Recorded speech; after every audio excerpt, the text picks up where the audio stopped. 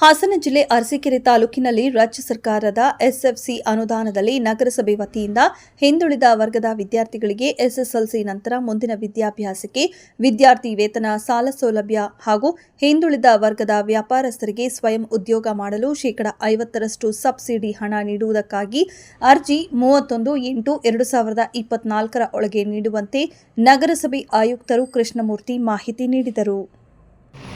ಅರಸೀಕೆರೆ ನಗರಸಭೆಗೆ ಏನು ಸರ್ಕಾರದಿಂದ ಎಸ್ಎಫ್ಸಿ ಅನುದಾನ ಬಿಡುಗಡೆ ಆಗಿದೆ. ಆ ಅನುದಾನದಲ್ಲಿ ನಾವು ಸುಮಾರು 4,36,000ಗಳನ್ನು ಏನು ಹಿಂದುಳಿದ ವರ್ಗಗಳ ಬಡ ವಿದ್ಯಾರ್ಥಿಗಳಿಗೆ ವಿದ್ಯಾರ್ಥಿ ವೇತನ ಕೊಡಬೇಕು ಅಂತ ತೀರ್ಮಾನ ಮಾಡಿ ಮಾನ್ಯ ಆಡಳಿತಾಧಿಕಾರಿಗಳು ಮತ್ತು ಎಲ್ಲ ನಗರಸಭಾ ಸದಸ್ಯರುಗಳ ಒಮ್ಮತದ ತೀರ್ಮಾನದಂತೆ ಏನು 4,36,000 ರೂಗಳು ಏನು ಅನುದಾನ ನಾವು ಕಾಯ್ದಿರಿಸಿದ್ದೀವಿ.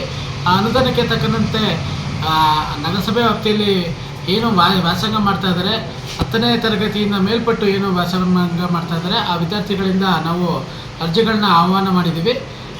ಅರ್ಜಿಗಳನ್ನ ದಿನಾಂಕ 31/8/2024 ಒಳಗೆ ಅರ್ಜಿಗಳನ್ನ ಸಲ್ಲಿಸಬೇಕಾಗಿರ್ತದೆ.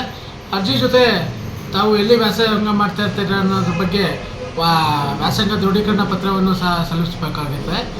ಏನು ನಗರಸಭೆ ವ್ಯಾಪ್ತಿಯಲ್ಲಿರೋ ಸಾರ್ವಜನಿಕರುಗಳು ಈ ಒಂದು ಸದುಪಯೋಗನ ಪಡಿಸ್ಕೊಂಡು ತಮ್ಮ ಮಕ್ಕಳಿಗೆ ವಿದ್ಯಾಭ್ಯಾಸಕ್ಕೆ ಸಹಾಯಧನವನ್ನು ಪಡೆದುಕೊಡ್ಬೇಕು ಅಂತ ಈ ಮೂಲಕ ಕೇಳ್ಕೊತಾ ಇದ್ದೀನಿ. ಸರ್, ಸಬ್ಸಿಡಿ ಏನಾಗಿರುತ್ತಾ ಸರ್ ಇದಕ್ಕೆ?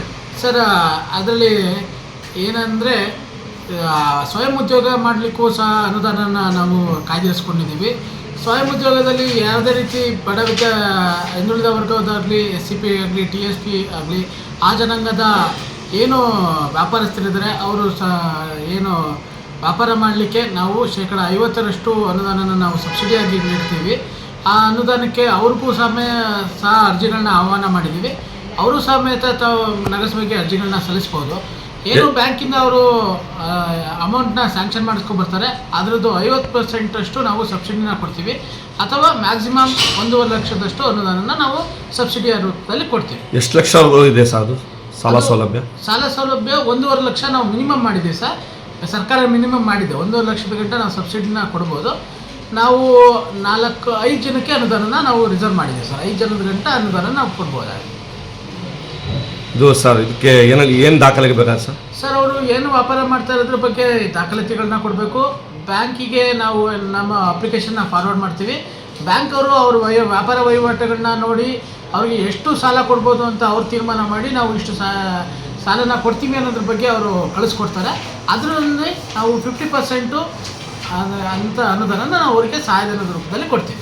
ಸರ್, ಯಾವ ಸಮಾಜದವ್ರಿಗೆ ಕೊಡ್ತೀರಾ ಸರ್? ಸರ್, ಇತರ ಹಿಂದುಳಿದ ಸಮಾಜದವ್ರಿಗೆ SC ಅವ್ರಿಗೆ, SCP ಅವ್ರಿಗೆ, SCP TSP ಅವ್ರಿಗೆ ಕೊಡ್ತೀವಿ. ಅದೇ ರೀತಿ ಅಂಗವಿಕಲರಿಗೂ ಸಹ ಈ ವರ್ಷ ಅನುದಾನ ಕಾಯ್ದಿರಿಸಿದ್ದೀವಿ ಸರ್.